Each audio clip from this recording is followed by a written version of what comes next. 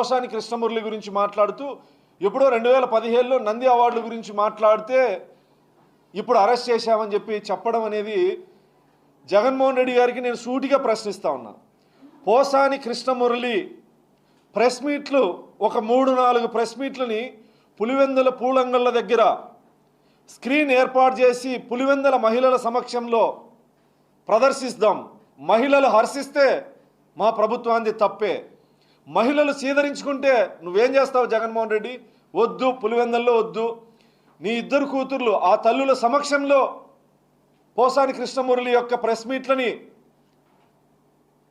Screen ఏర్పాటు చేసి నీ కుటుంబ సభ్యుల మధ్య, మహిళల మధ్య, భారతమ్మ గారు మీ కూతుర్ల మధ్య ఆయన ప్రెస్ మీట్లని వాళ్ళకు చూపిద్దాం. వాళ్ళు హర్షం వ్యక్తం చేస్తారా?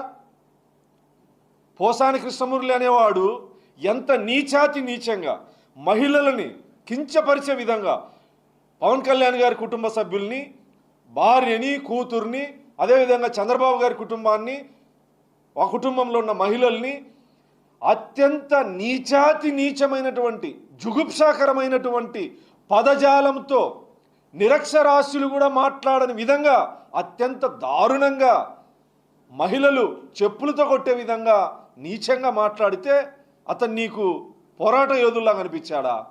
ప్రభుత్వాన్ని ప్రశ్నిస్తే మేము అరెస్ట్ చేశామా?